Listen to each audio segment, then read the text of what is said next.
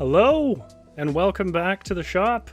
This is the Varietal Show, coming at you from Vancouver and Hong Kong, quite literally. My name is Rory, and I'm a writer with the Varietal. The Varietal is a kind of writers' commune of people that were based out of Vancouver, but obviously have moved around. We run a website where we put up our stories or little things we write that we don't really have anywhere else to put. So I think if you're interested in short stories and poems and fun little thoughts in nonfiction, you could click the link down below in our description for varietal-literature.ca. But what we do today is we have ourselves a little fun writing together live with chat. If you've never done this before, basically this show comes in three phases. The classic 3-act structure. We do a little bit of recommendation of some sort of narrative that we've enjoyed, whether that's books, movies, or games in the beginning, because people kept asking us what kind of stuff we recommend. Obviously, we favor books, but that's not all we do. And then in the middle, we do a thing called lit games, as in literature games, in case you never figured that out. Which is where we do some writing live. It usually turns out more silly than serious, but it gives us a chance to sort of see the fun side of writing together and what writing is like for a writer. And you will have a part in that in chat, so stay tuned to mess with us. And then the last part is I just give a little bit of advice, because I know we have some actual like hobby or serious writers in the audience. And if there's one thing writers love to do, it's give each other advice. Isn't that right, Felix? Yeah. Really I don't have any advice to give, I don't think. I don't know. We'll see. I don't have that much. Yeah, that's true. Felix, how are you doing today? I am doing pretty well. It's good to be back. I feel like I've been away for some time. You have. This is nice. That interloper, Avalon, was winning over the audience in your stead. And she shall return. Dethrone your kingdom. No, you know, the one thing that you do that no one does is be wildly unpredictable. So I think you'll always have your place. Avalon doesn't even have a nickname, I don't think, so. Yeah, Jason Bourne's better half. No, I don't even think she would appreciate that. So, for those who are in chat, the one thing I do need from you, if you don't want to participate in anything else, is I need to know how the sound is. If I'm competing with my music or anything, because bizarrely, the way this is set up, and you would think for as big as streaming is, there'd be a solution to this, and there isn't. I don't actually know how the mix sounds on your end, so let me know. And beyond that, if you want to kind of prep yourself with some ammunition, if you will, for when we get to the lit game, the website that we're going to use is the one we used last week. It's called seventhsanctum.com. It's all spelled out, so SVNTHSANCTUM. If you go there, there's a huge list of generators. Picking some stuff from there is probably your best bet for if you don't have your own ideas, which we're also welcome, for messing with us. Because what we're going to do today is we're going to try and write an action scene, because Felix is what I think scientists call an action snob. And I want to see how he deals with it. Pretty good. You might be competing. Not sure what that means, GS. Who's competing with who here? If it's between me and Felix, that's just the quality of the mic, unfortunately. There's not much I can do about that. Oh, I almost missed it. Remember, chat, anybody who's a regular viewer, the second song is my favorite. Okay, it's the second song. Yeah, because I got a mix. If you guys like the mix, by the way, I have a link to the Spotify list down below, if you want to listen to it at other times.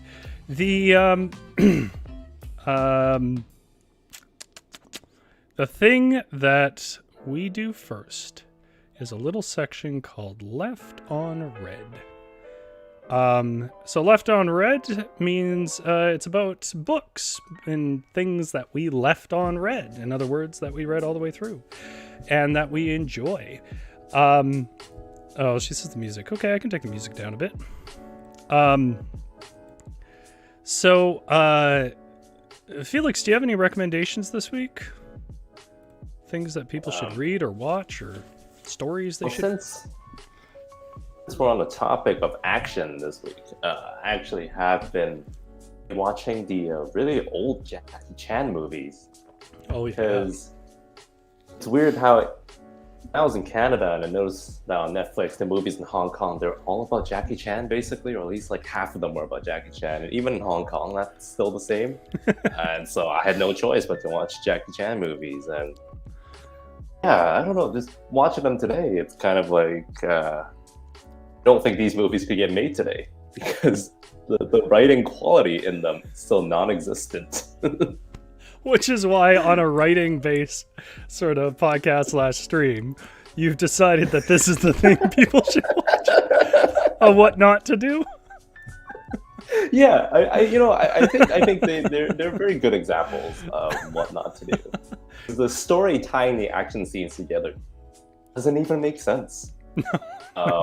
They don't. And in one of them. Oh, go ahead. Yeah, go ahead. No. You first. It's your story. I was gonna say that I was watching this one where in the beginning he's a salesman at a mall and he's selling gym equipment, and then suddenly he goes for a lunch break and he walks past a bank and he sees a few shady looking fellows, and then he just immediately determines that this is a robbery. This is a bank robbery. So he goes up to a cop and then he's like, hey, you're trying to rob the bank. And then that, of course, culminates with him trying to stop the bank robbers. And he's like stealing the money from them and stuff. And it's like, what does this have to do with the overall story? Like, I don't get it. Like nothing. I do find that old kung fu films have that kind of porn quality where it's like there's a story, but you're not sure why. It may as well have just been an exhibition of him working out. That happens too. Yeah. All right. So on Left on Red, Felix does not recommend the thing he has put in the recommendation section. All right. So what am I going to recommend? I'm going to recommend, well, first of all, something I'm not even sure you can find, to be honest. I watched this person read live at one point. I believe they are local to Vancouver. I guarantee you I'm going to mess the name up. It's a little book of poems.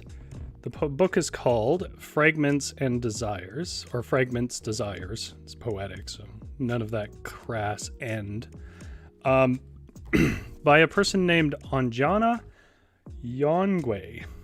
I apologize if that was not your actual name. And I bought this book. It is a book of small, simple, little, what's the word I would look for here? Poems. Some of them are shape poems, like what? What's the word? Sorry. You couldn't think of the word poems. There is no limit of the things I can't think of when I need to. There are shape poems in here, which are sort of what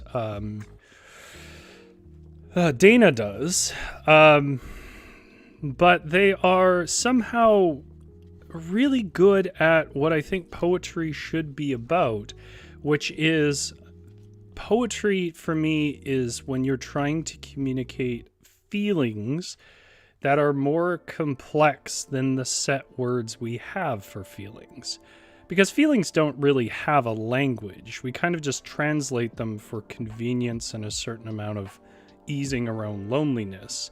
But of course, you never can truly communicate feelings. They don't exist in language. They exist in you. And I feel like there is something about poetry that does a good job of getting very close to capturing the feelings first quality of poems.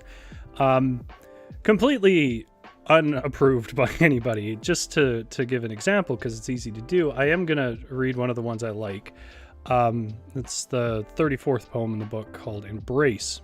It says, gentle your arms surround me. We touch this and that, but gather nothing. We find our nest and cradle together, absorbed into you. A breeze from the window covers our bodies. We turn as soil and rise to each other. And there's just something about, like, especially those closing couplet there, we turn as the soil and rise to each other, where, like, it's not immediately obvious to me what they mean in a literal sense, but for some reason I really feel it. And I find that at least like 60% of the poems in the book were that way, where I had an immediate sort of emotional connection to them. And so I do recommend it. It's probably hard to find. I bought it when the author was there reading, which usually indicates it's not widely available. But if you are in the Vancouver area, I'm sure that there are some local shops that probably sell it or could probably get it. Not sure who published it. Ula-chan Books published it, and they have a website. That's something I'll post up later, I guess. OOLICHNAN.com. So I recommend that if you're looking for some love poems of a melancholic nature that have a very simple and emotion forward kind of structure. Because I really enjoyed that book. But I'll be honest with you, Felix, the thing that I really want to talk about is the thing I can't, which is I finally finished reading The Lord of the Rings. Now I know, for all I talk about it, you would go, of course he's read Lord of the Rings. What I've done is read The Hobbit several times, and tried to start Lord of the Rings several times. And to be frank, I think I was just too young. And the last serious effort I made, I think was 15 or maybe my early 20s. And I got to, there's this point in the first book where Gandalf returns like 17 years later and sits with Frodo, and it's like 7 pages or more of Gandalf giving exposition about the ring. And they're just sort of sitting on a hobbit hole talking about the histories of things that I didn't know. And at certain ages, I was like, what the hell is this? And why am I reading it? I don't get it. Because I really liked parts of it, but then this would happen. And then I remember the other kind of like jumping off point for me was there was this kind of exciting action and building tension as they had left the Shire, and then you get to this part in the book where Tom Bombadil shows up, who was not in the movies, and Tom Bombadil just dances around and sings and rhymes. He puts a lot of songs and rhymes in his text, Tolkien, and it doesn't seem to ever really connect to the story. There's lots of theories around him and stuff, but it goes on for like 4 chapters of just this dude in a forest dancing around, and maybe not. You have 4. to be exaggerating. It may not be 4 chapters. I think it's like 2 or 3. Because they meet him, and he kind of rescues them from a tree, and then they hang out at his place, and then they try to leave, and something happens in the Barrow Downs, and he comes and saves them, and it just. I didn't make it to the Barrow Downs the second time I tried to read it, or the third time. And so one thing that I did, I'm going to get off this topic soon because I know nobody wants to hear more about Lord of the Rings, but one thing that I did do was I kind of, I started reading it to my partner. And because I know that's how he worked it, he would go and read it to his kids. And I think it worked a lot better in that setting, to be reading it to people and doing the voices. For some reason, it just was more involving. And those little details and stuff felt more significant. But then, like, my partner just got frustrated because she kept falling asleep. Because, that's kind of the point of bedtime stories. And I didn't read it for a while because I was waiting for us to have a chance to finish it. And so I've had a lot of time off this month, so I've decided to read it. And I read it, the rest of it, which was pretty much the last 2 books, in a couple of days. And I will still say it has pacing problems. I won't go into too many details. But I guess since I've brought it up here, here's what I'll say. It helps a lot to recognize that Tolkien built a world, and out of that world, this was one of the stories he found. For him, the world was not built to write Lord of the Rings. He built a world first with no specific intention of making specific stories out of it. He just kind of liked language, first of all. And so these wandering moments that people complain about in the text, well, I think some of them are somewhat irredeemable. They actually have a lot of significance, but they require you to know all this back lore. And it's weird because if you try to read the Silmarillion, which is very hard to read, and it was released later, there's a bunch of stuff that kind of gets spoiled. And then if you try to read Lord of the Rings without the Silmarillion, all those kind of mountains he names and stuff have no significance to you. So I don't know how you resolve that, except one thing I did different this time, which I could only do in this era, is watched YouTube videos about Tolkien lore. And I have to say that helped immensely. It brought a lot of like meaning to these moments, most of them, and why they thematically were important to the larger story.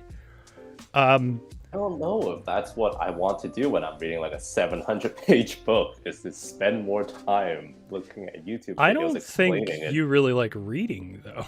I think it's too much work for you. True. Yeah. Like, I don't think there is a 700-page book you would enjoy reading. I would never attempt that. No. I would see the page count and I think I would just give right up. So I don't think I'll ever read Lord of the Rings, unfortunately. No, that's fine. I don't think it's so essential that you read it, because I don't think you would get much out of it, and I think a lot of the themes are not that unique to Lord of the Rings. I think there is a core idea in the story that's pretty well put together, but I don't think it's that unique.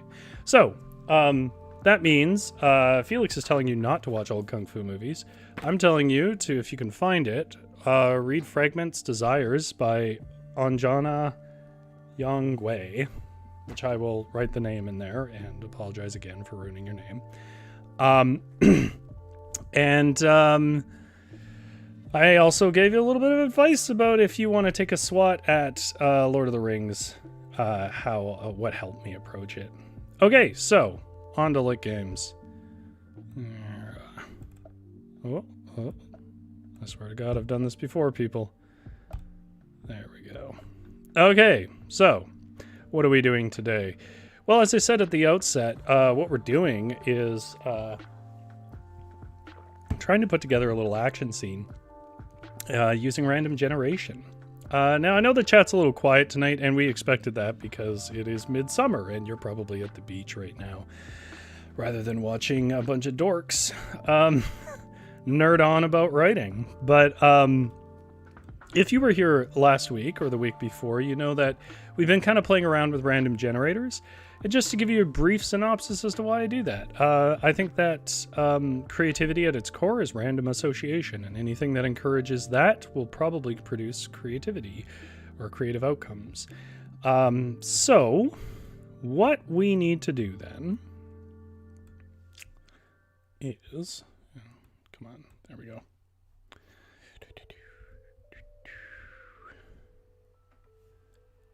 Let's pull up our generator. There we go.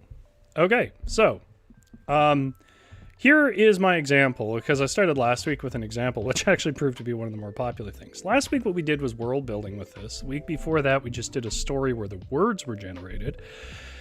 And what we're going to do today is probably the most ill-conceived of all of them, so hopefully it lends to chaos.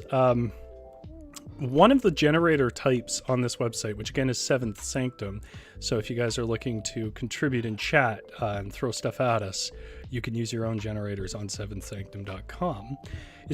Again, Seventh Sanctum has an enormous amount of generators, including ones about combat. And for example, I was looking at the martial arts move generator, and it basically gives you names for martial art moves.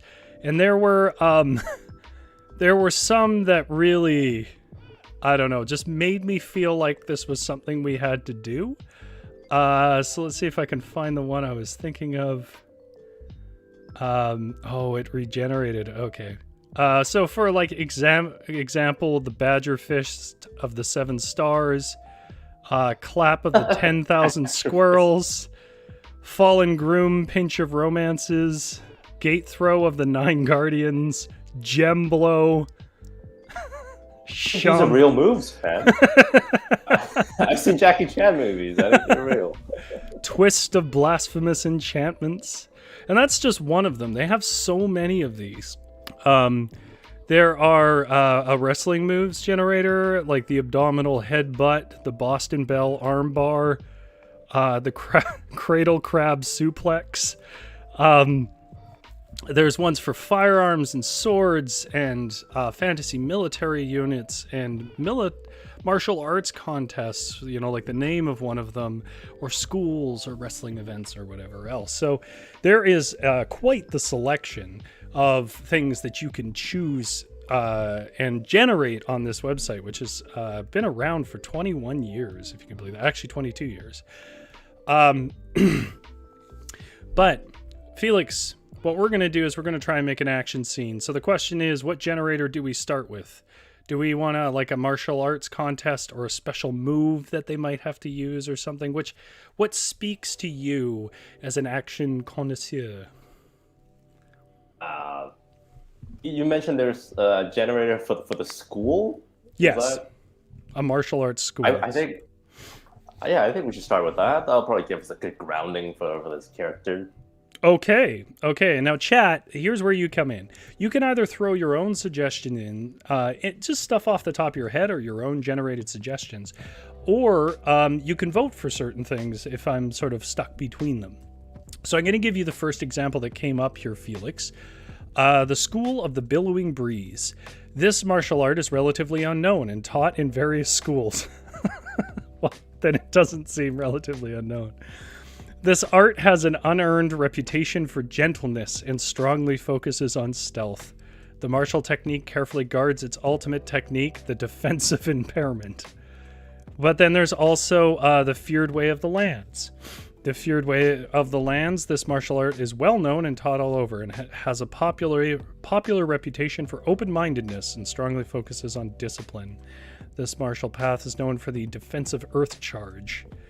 There's the Destructive Lion School. The martial technique is very well known and only taught in specific schools. This martial art has a well-documented reputation for combativeness and has a casual but important focus on discipline. The Warrior's Way is known for the fighting battle decimation. There's other things like Imperial Horse Academy, the Resident Thunder Path, the Mysterious Academy of the Thunders, the Mystic Way of the Lone Lion, the Raging Panther School. Do any of these speak to you? Well, what's the Mystic Way of the Lone Lion? The Mystic Way of the Lone Lion. Well, I'm glad you asked, because as a lore expert myself, one of the old loremen, what I can tell you is the martial art is reasonably well known and taught all over. This martial art technique has a popular reputation for mysticism and is virtually obsessed with traveling swiftly. This martial art technique, all I could think of there was the Naruto run. This martial technique carefully guards its ultimate technique, the Solitude Tail. Wow. Oh, I like the air of mystery there. Nathan is saying Raging Panther School. Let's see what this says. This martial art technique is well known and taught in various schools. This martial art has a deserved reputation for deadliness and has a casual but important focus on discipline. This art initially teaches beginners the destructive death kill and builds up to the destructive combat kill. Oh, Panther style is pretty deadly. I think maybe Okay. Nathan's right with that one. So I'm going to Chad always wins. So I'm going to cut and paste in here that description. Now, obviously, we're kind of committed on the name and that. We don't have to take every detail. So this is the school. Now, what is the conflict here? Because obviously, for us to have an action scene, there has to be some kind of conflict. Felix, what do you see making good conflict in action?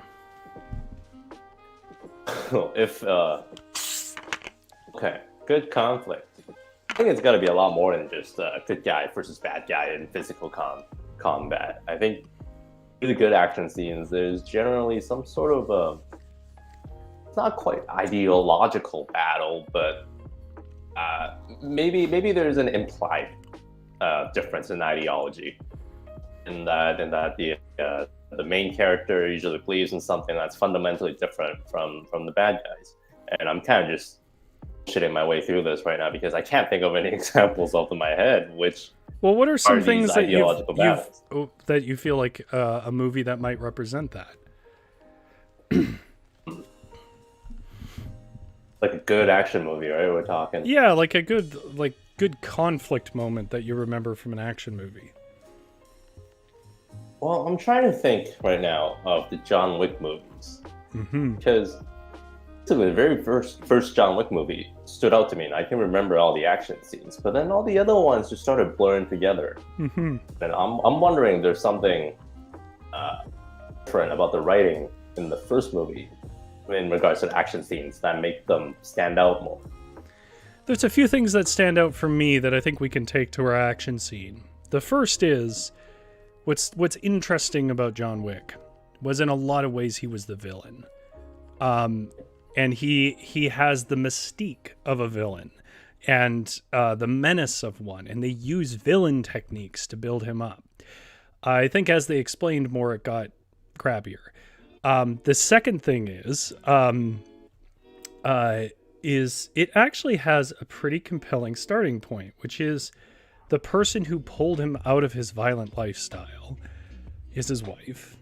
And by the beginning of the movie, spoiler alert, his wife is dead from cancer, but she had left him a dog in comfort as a compatriot to him to keep him on the track.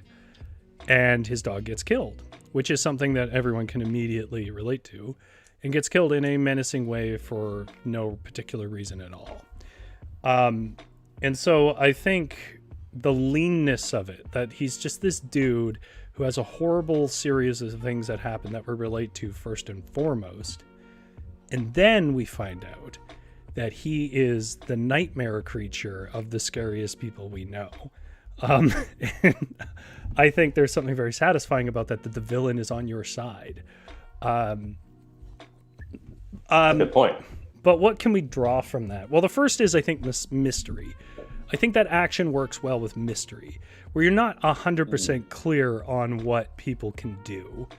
But I think you're right, too, is that there has to be something ideological, because I think on some level, you have to understand why anybody's fighting to feel anything about a fight.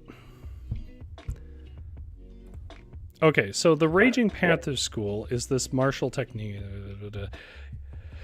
Has a deserved reputation for deadliness and has a casual but important focus on discipline. Well, discipline is, I can't really do much with that, but deadliness. So what are the ideologies around deadliness that you think we could pit against each other here? Man, this is a philosophical question. Well, I'm just sort of building on what you said, which is that these things are important for scenes to have stakes. Deadliness, overuse of force. Okay, so maybe this guy in the Panther School doesn't want to kill everybody he fights, but right. So why did he join the Panther School? Father was probably part of it or something, and he was roped in, and after learning it and the destructive ways and seeing the bad things that he can cause, he probably ran away from the school. She. We haven't decided on gender. Okay, so protagonist finds the school brutally fascistic.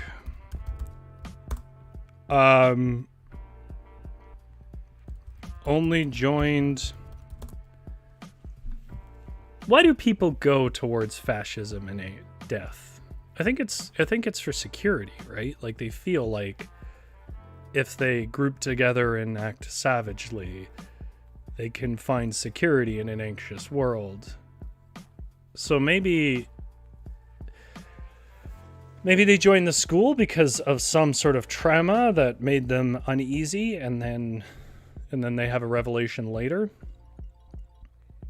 Yeah, you know what that that makes a lot of logical sense, perhaps too much logical sense for like a martial arts movie. But Oh, Nathan has an interesting recommendation. Did you see that?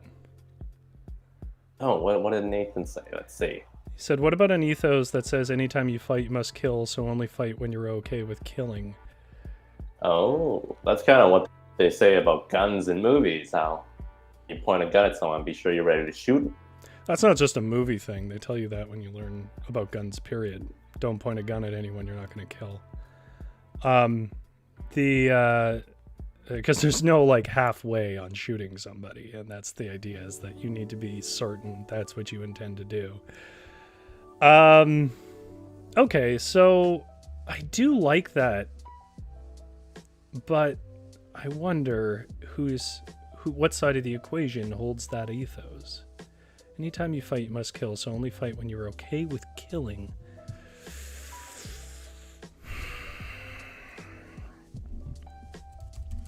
Okay, let's See that. I can see that.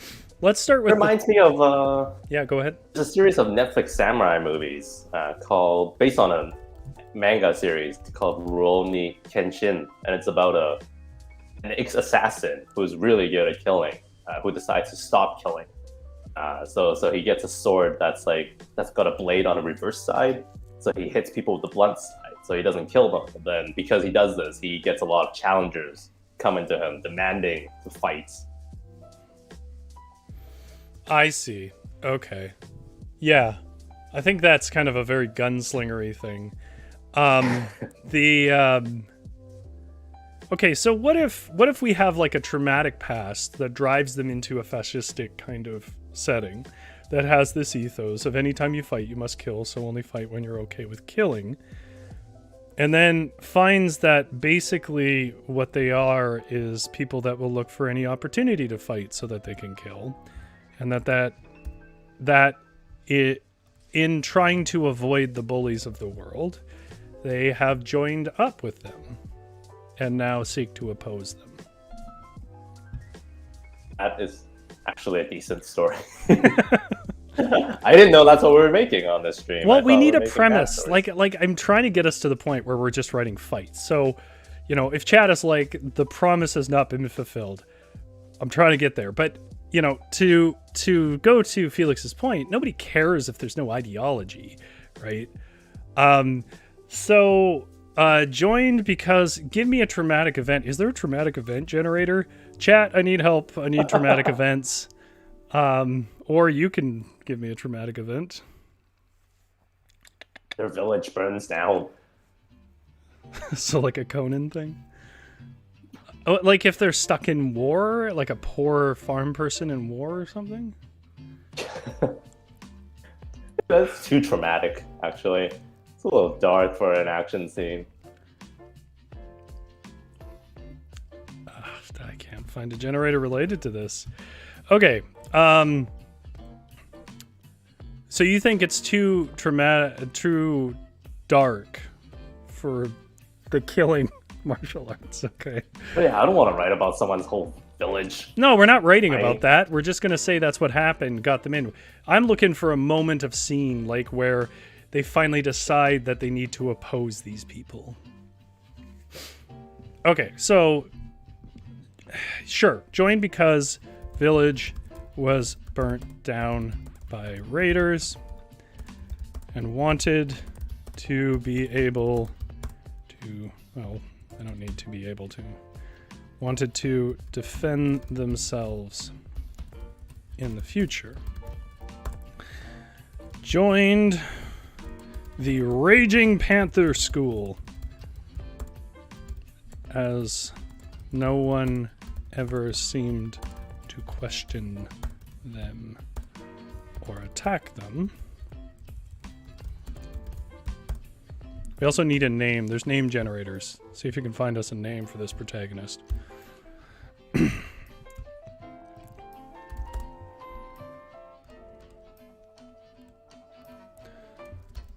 promise I know how to spell, chat.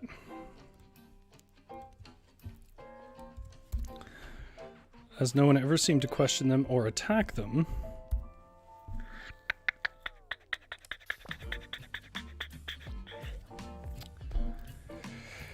Over the training, a rule is instilled. I think I got a suitable name here. Okay. Quake Rage. Quake Rage. Quake Rage. What is the first? Hard to say. What is the first name? Quake? Q-U-A. Quake. Yeah, as an earthquake. Okay, Quake. Quake Rage. Of the Rage lineage. Okay. Is that the protagonist or the villain? Over the training, a rule is instilled. Anytime you fight, you must kill.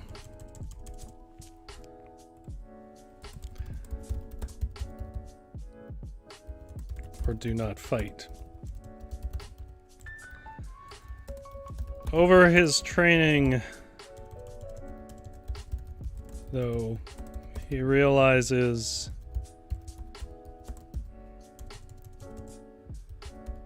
there is little limit to their reasons for starting fights, especially their teacher, who fights this seemingly random villages, and thus they must destroy it. Okay. We need the name for the sensei. That's the other thing we need. The teacher. Because I think that'll be the antagonist here. I think I have an idea for a scene. Then we will do some scene writing with some special powers. Okay. There's so many different name generators. I don't even know which one to click on. You have to click on any the of them. It's random. You're overthinking this. What do you think we're doing? I am. Yeah. Hidden robes. Hidden robes. Sensei hidden robes. Okay. Sensei hidden robes. Then starts a fight with an old man in a village and kills him in front of Quake Rage. He then demands a total destruction of the village from his following students. Quake Rage defies him. Okay, so here's the scene as I see it so far.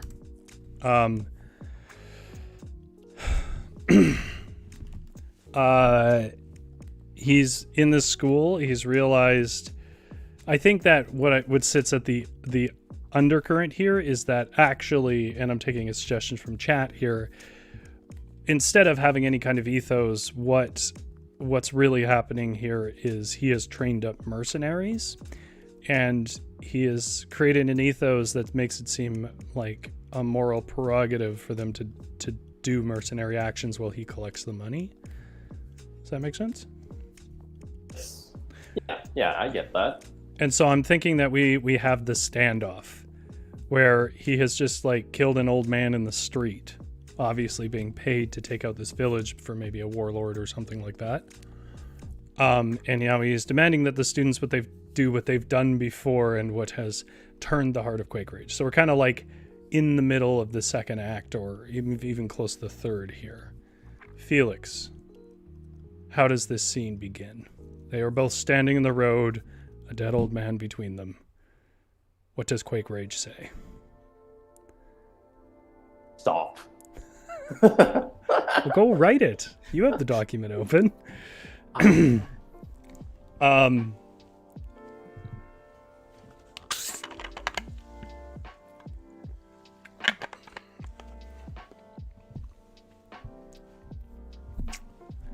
Maybe the way we could do it is I could occupy the role of hidden robes.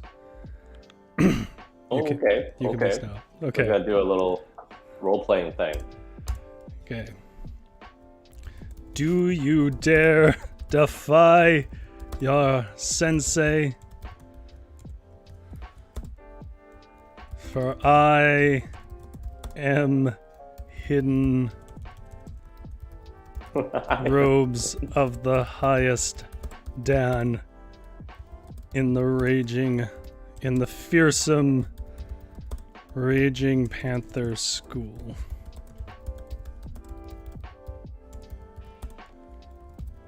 What would you say to that and my command?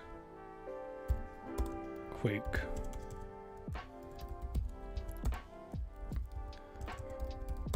Would you bow from our ethos and not finish this fight?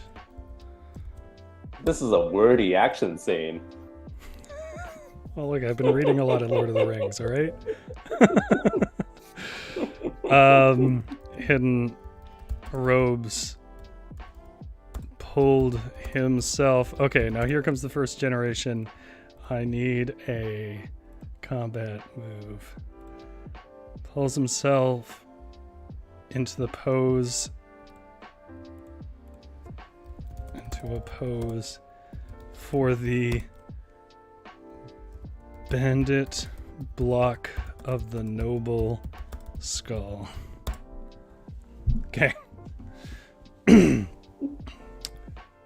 Now, how does Quake respond? Okay, let's see. The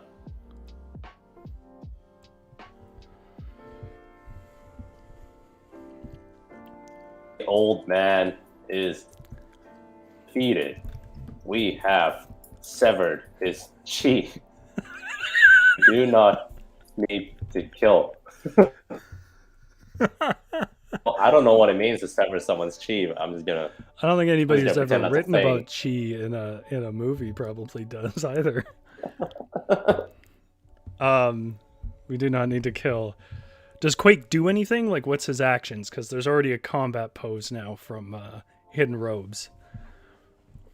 You gotta do the cool guy thing where he just stands still and doesn't do anything. He doesn't jump into a combat pose. Describe that. Oh, man, this is the most writing I've done in a while. That is a lie. I know you've been finishing your final project.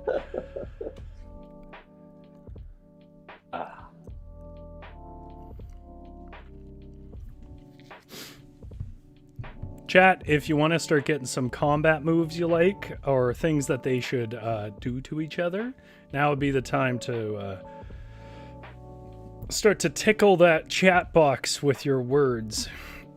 Is that a thing that I can get going? Tickle the chat box? Ladies and gentlemen, I am a wordsmith. Tickle the chat box will become the new T-shirt idea. Okay, so it says, the old man is defeated. We have severed his chi. Quake stands firm, staring his master in the eyes. We do not need to kill.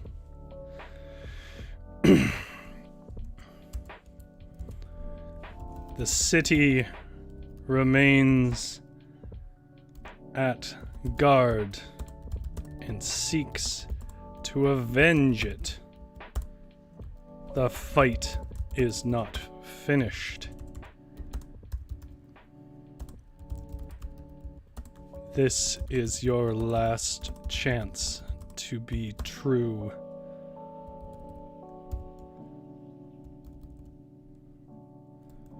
True to your oaths.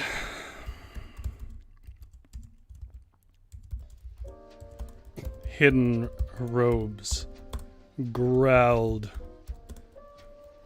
from a scarred and swollen face, then shifted his pose to the second most deadly iteration of the bandit block of the noble skull. Okay. We're literally just like kids playing with action figures now. Nathan says, what's the move that Quake Rage could never pull off in training that he will surely use to defeat his master? Perfect. I'm going to look up and find something for that, Nathan.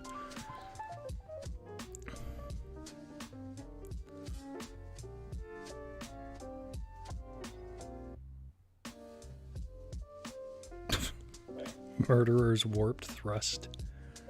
Murderous searcher's choke of lies. The rolling finger chop. I like the rolling finger chop. With finger chop.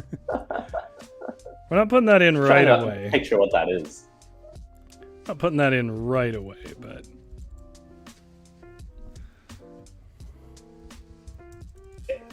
Quake raises his hands to the first defensive position. Do you need a recommendation? You got a name for? Yeah. We have the Vine Block of the Madmen. I'm looking for defensive stuff here.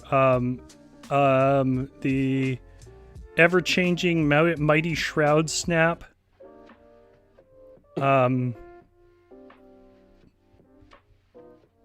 The Whirlwind of the Blue Helm.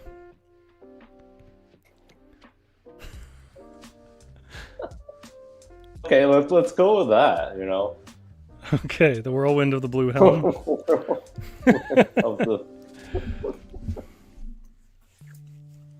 Let me know, Nathan, if Rolling Finger Chop is the move that Quake could not do.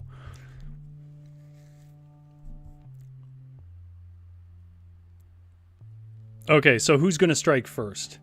This is an important question in action. There's got to be tension before they strike. There's got to be a stare down, perhaps. All right, well, give us a stare down, because we've been here for a while. And we probably need to fulfill the promise of the stream.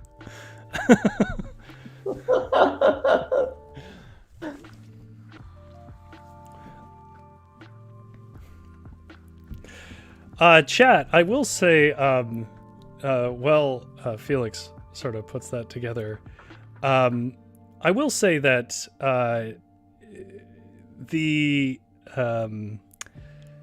there is actually an overriding point as to why I wanted to do this. I don't know if I should say it now, but I feel like we are demonstrating very much something that's different about writing in book form versus like films. But I'm gonna see how our actual fighting lays out. So I guess basically we could structure this the same way as a conversation, in that you can write an attack move and I can write the response or impact on Hidden Rogues.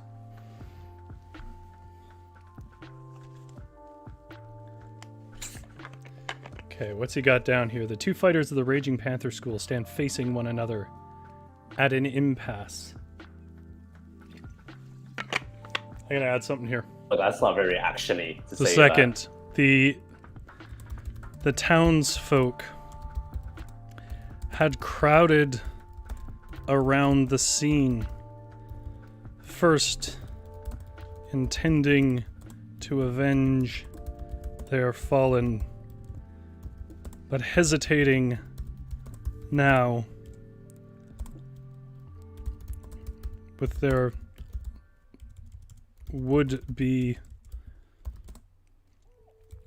grip on their would-be weapons, though more farm tools. No more farm. Loosening as they gazed at two beasts facing a blood match. What is a blood match? Who cares? It sounds cool.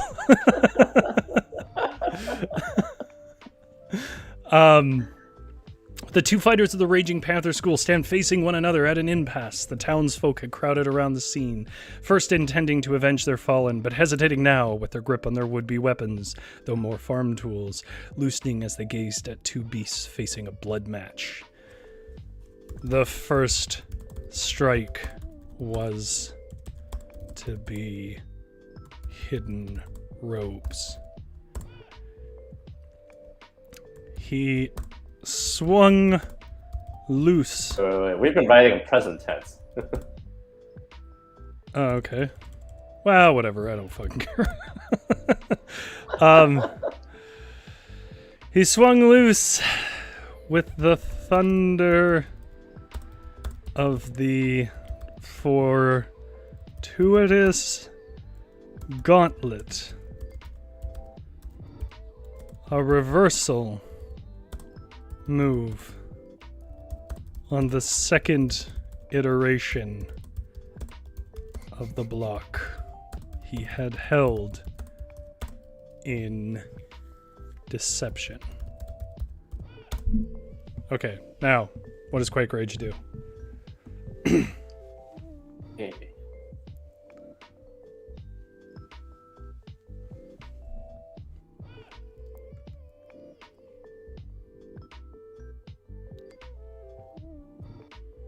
Quake sidesteps narrowly.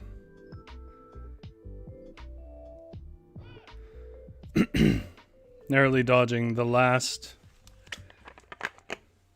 Narrowly dodging the blow in the last possible moment. Cool. Does he counter?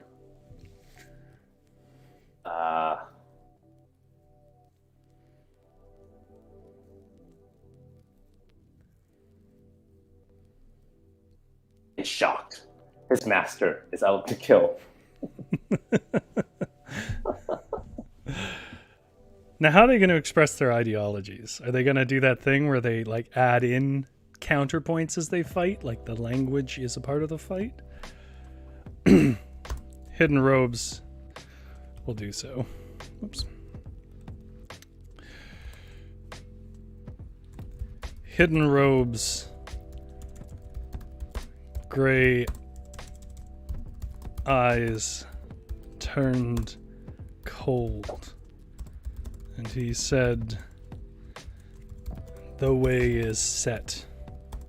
Only one shall walk, or shall be shamed for leaving behind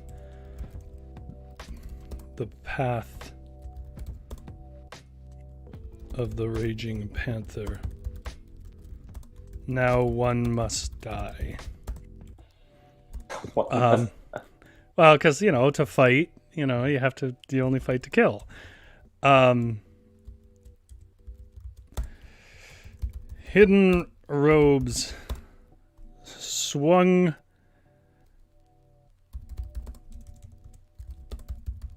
his leg back high, twisting his woolen robes. Woolen. What's another word for robes? His name's already Robes. Is there another word for robes? There's tons. His woolen skirt. I don't know. Never had to use the word robe in any piece of writing before. Twisting his woolen skirt as he spiraled down with first his right, then his left leg, then arced back. Man, this is a big combo. He's just shooting off. With both fists grasping one another for yet another hit. It was the fearsome warriors' rolling dance, nearly without counter. Okay.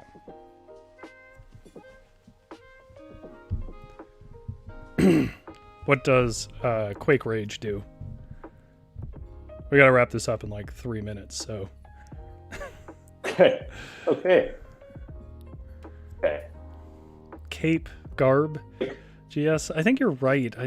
There is another word. It's not poncho, but it's along that line. Remember the rolling finger chop too. That has to be the final move.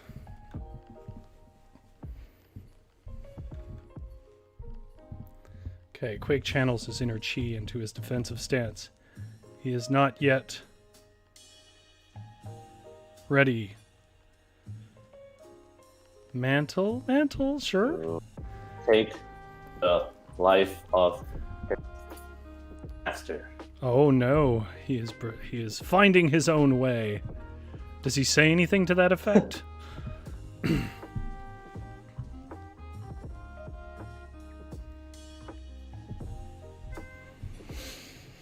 What's the temperature like for people in chat? Because, man, it is humid and hot here. Blocking the warrior's rolling dance takes a toll.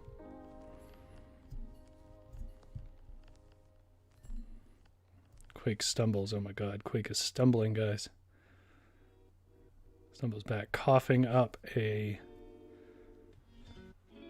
I'm on the edge of my seat. An unhealthy... Is there healthy coughing? An unhealthy river of blood! Oh, wow. Wow. I feel like Quake's got to say something here. He's got to establish his counter point to you must die. One of us must die.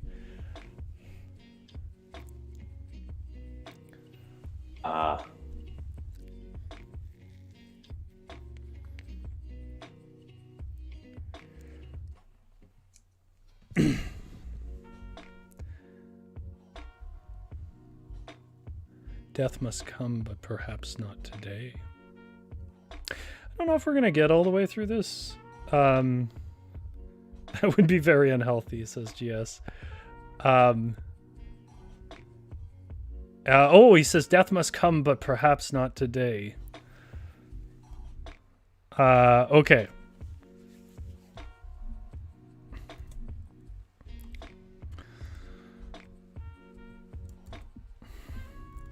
So it is true, then, you abandon your way. Starting fight, but refusing to finish it. Now I understand why you have always been unable to master the rolling finger chop.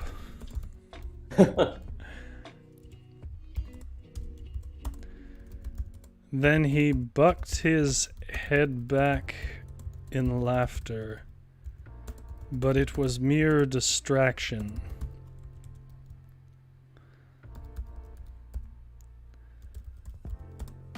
For a flurry of shins darted. That's a sentence never written before. Because it's stupid. For a flurry of shins darted out from under his cloak.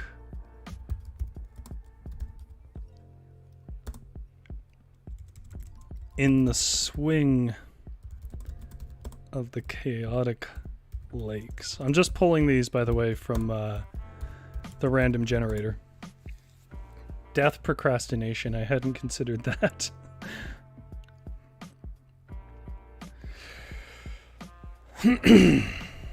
All right.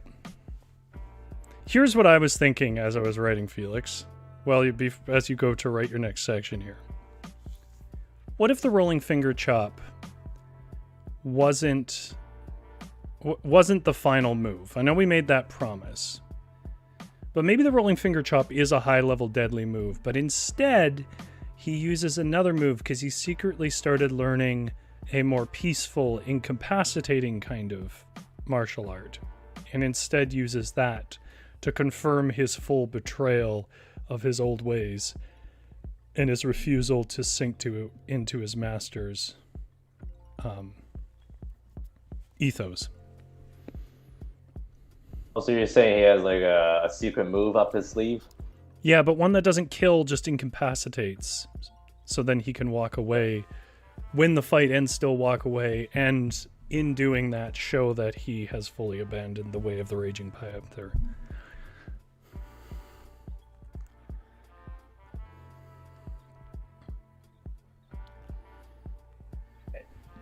Master, Quake says.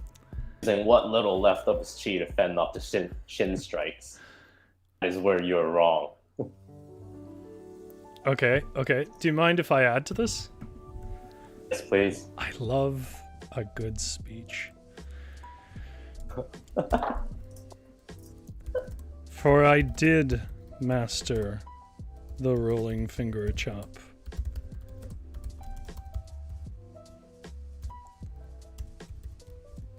In the air... Oh, no. Sorry, my keyboard glitched. In the air before his master's face,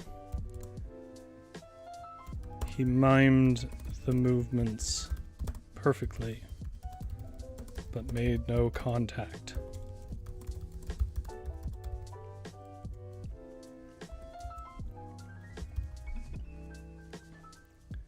And yet I will refuse its power.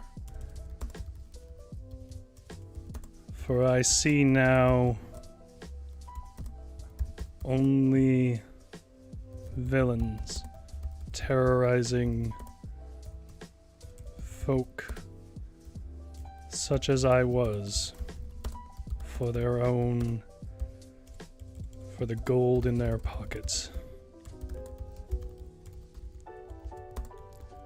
Then Quake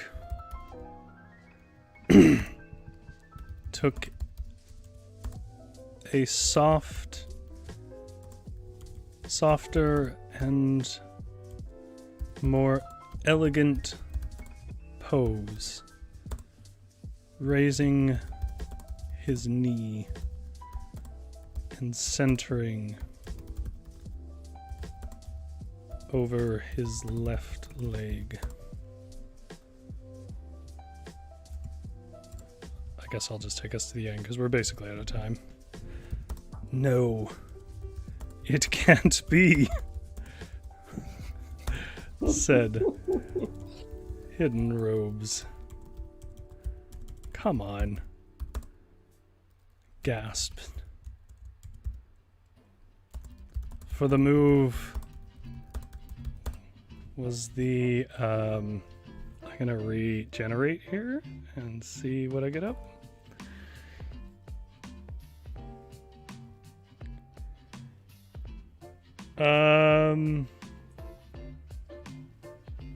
Oh, okay, that was a good one. For the move was the sacrifice of the heroic cranes. One not in the way of the Raging Panther, yet known for its ability to subdue with little harm. It was a swift flurry. Oh, we already used flurry. What's another word?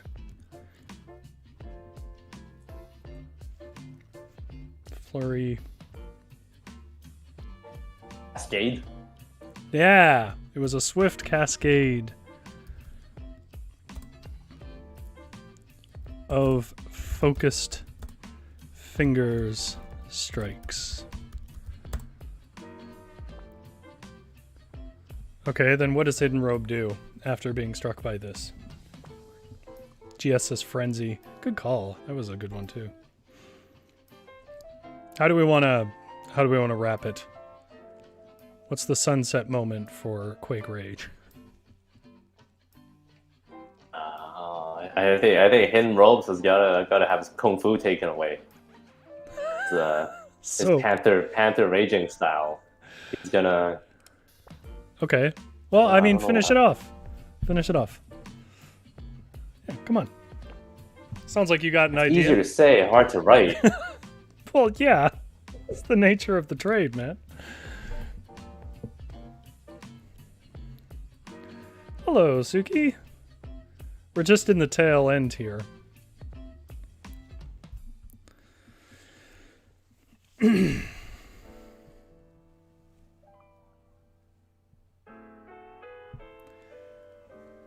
So, I guess I'll start talking about, like, the advice that I was going to give. I got really interesting advice when I went to the writer's studio. And one of the things that came out of our conversations and so on was the idea that action in movies is usually through physical combat and conflict.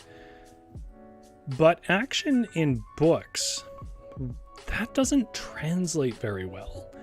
And you'll notice that we aren't describing a whole lot about their movements and so on. It's sort of just decorative pieces and leaving you to put it together. Where conflict, the fighting, the action of books is actually, I don't know if anybody already knows this. If you do know it in chat, put it up. But the conflict in books is dialogue. So where you would have a fight scene in a movie, the action, the movement, the energy, the conflicts, they come out through dialogue usually, and rarely physical confrontation. Physical confrontation just doesn't translate well to prose. So, and I think, well, Felix and I are having fun here. The truth is that I think that's kind of coming through, is that it's not that exciting if there isn't dialogue and there isn't ideology, as Felix put up at the start, in particular in prose. I think that's true in movies as well, but in particular in prose. So the basic principle then is to shift how you see conflict and where you see movement. So we're going to read this together now that we are basically done our scene. Oh, we wrote more than I thought. Okay, so I won't read the background. Sensei Hidden Robe starts a fight with an old man in a village and kills him in front of Quake Rage. He then demands a total destruction of the village from his following students. Quake Rage defies him. Stop, said Quake. Quake says, do you dare defy us, Sensei? For I am Hidden Robes of the highest Dan in the fearsome raging panther school. What would you say to that in my command, Quake? Would you bow from ethos and not fight this fight? Hidden Robes pulled himself into a pose for the bandit block of the noble's skull. The old man is defeated. We have severed his chi. Quake stands firm, staring his master in the eyes. We do not need to kill. The city remains at guard and seeks to avenge it. The fight is not finished. This is your last chance to be true to your oaths. Hidden Robes growled from a scarred and swollen face, then shifted his pose to the second, most deadly iteration of the bandit block of the noble's skull. Quake raises his hands to the first defensive position, the whirlwind of the blue helm. Then we have nothing to say. The two fighters of the Raging Panther School stand facing one another at an impasse. The townsfolk have crowded around the scene, first intending to avenge their fallen, but hesitating now with their grip on their would-be weapons, though more farm tools loosening as they gazed at two beasts facing a blood match. The first strike was to beat Hidden Robes. He swung loose with the thunder of the fortuitous gauntlet, a reversal move on the second iteration of the block he had held in Deception. Quake sidesteps, narrowly dodging the blow in the last possible moment. He is shocked. His master is out to kill. Hidden Robe's gray eyes turned cold, and he said, "The way is set. Only one shall walk, or shall be shamed for leaving behind the path of the Raging Panther. Now one must die." Hidden Robes swung his leg back, twisting his woolen skirt as he spiraled down with his first his right, then his left leg, then arced back with both fists grasping at one another for yet another hit. It was the fearsome warrior's rolling dance, nearly without counter. Quake channels his inner chi into a defensive stance.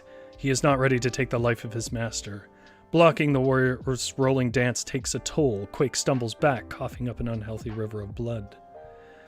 "Death must come, but perhaps not today," he utters. "So it is true, then, you abandon your way, starting fight but refusing to finish it. Now I understand why you have always been unable to master the rolling finger chop." Then he bucked his head back in laughter, but it was mere distraction, for a flurry of shins darted out from under his cloak in the swing of the chaotic lakes.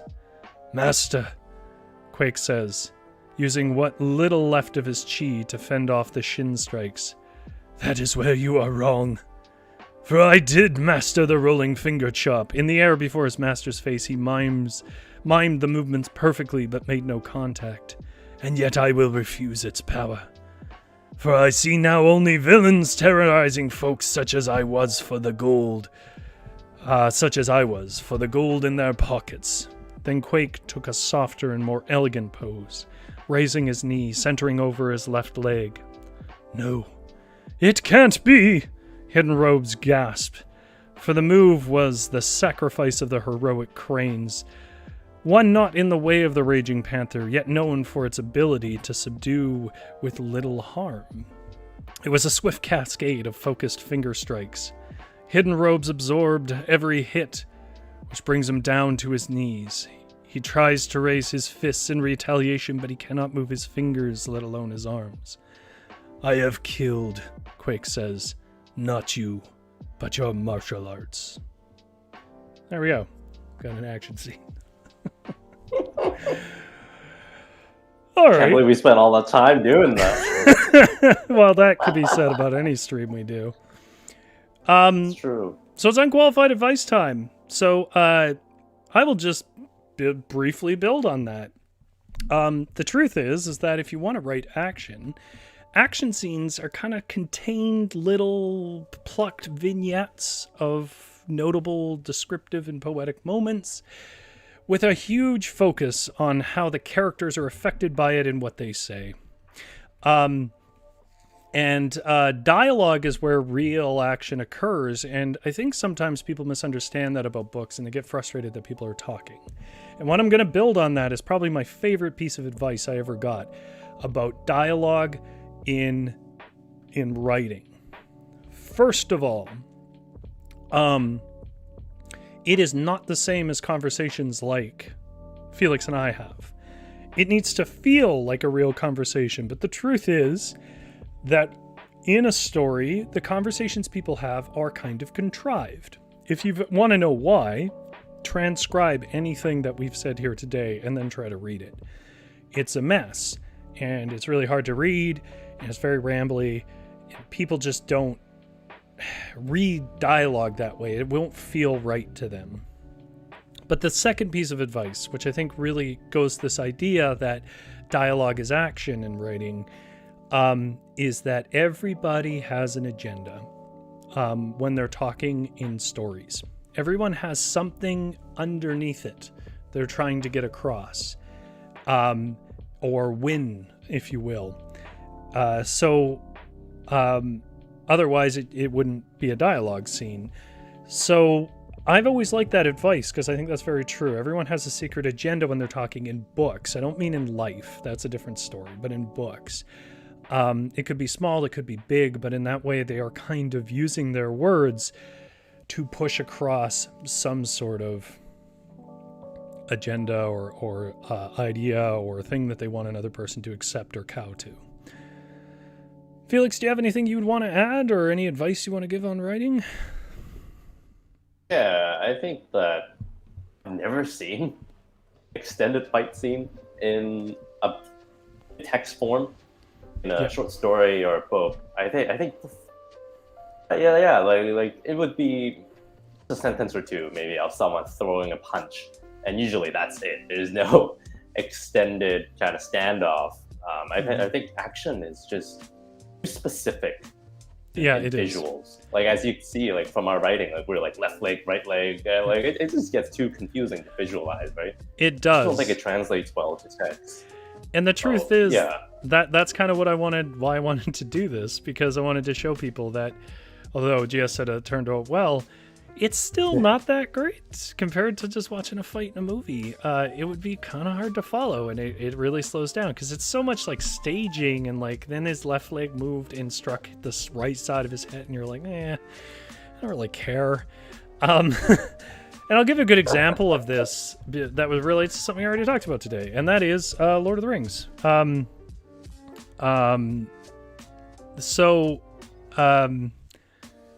The battle for Helm's Deep in the second movie occupies something like 45 minutes of a 3.5 hour movie or something like that. So it's like a third of the entire story, and it's an epic battle, and it has a lot of little vignettes of them fighting and whatever, which are actually fairly basic based on the books. Thing is, though, in the book, Battle of Helm's Deep takes up half a chapter. What the book does tell stories about is all the machinations that have to occur ahead of the battle and how they get there and what were the struggles and who had doubts and where are people coming and stuff, which the movie doesn't do, because that would be really boring in a movie, but intricate descriptions of siege battle would be really boring in a book. So you get this strange kind of dilation or expansion of what works in film and what works in books. So I guess just to tie it all together, my overriding point is action has a place, and there are people that are better and worse at it. I'm not great at it in writing, but it needs to be really general and focus more on feelings and expressions and dialogue. So rather than intricate descriptions of the actual fight. GS says, like the book I just finished, I couldn't follow it. Yeah, that's what happens. That's why I don't really read like the Bourne books. Because I know they say that writer is good at action, but I just don't believe that it is the most compelling thing to read. I do really enjoy the movies. I know they're very different, but yeah, impressionistic. I haven't read the books. Are there intricate descriptions of actions in the book? Sort of. I've seen passages from it. It's more of an action writing than anything else. So, I guess that brings us to the end of, you can see why I'm doing this kind of in the midsummer, Felix. I don't think this was our best, but that's fine. At the end of the day, the whole reason why I started doing these and why I think anybody really agrees to it is I just wanted to have more fun with writing. So the real test of it all was, did I have fun? Did I laugh? Rather than, I don't mind the aspect of writing where you're kind of locked away places and focused in your own world, but there is a point at which you're like, it's getting to be a bit much. I wish someone else was here.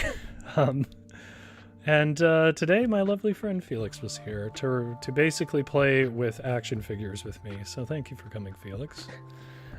And I think we had a pretty important little lesson at the end there to deliver with all this, even though it took us a long lead up. Well, we kind of got stuck on the premise, but I think that I was worried about losing people, but I think hopefully that advice coupled with that where we spent our time is clearer why we did that. That is where that is what the story is, right? Yeah. So I'll try and get the recommended book that I put up in the description. Obviously, I can't do it right now. I can't enter it in the chat right now, unfortunately. But once, yeah. So if you're interested in sort of emotional, small, simple poems about love, again, that was Fragments, Desires, by a person who I'm not going to violate their name again. And Felix from Hong Kong, good morning to you, and thanks for coming by. And this is Rory from Vancouver. You can go wherever you want. Hopefully you can cool down. But the shop is closed. So you have yourself a good rest of the day. Hey, everyone.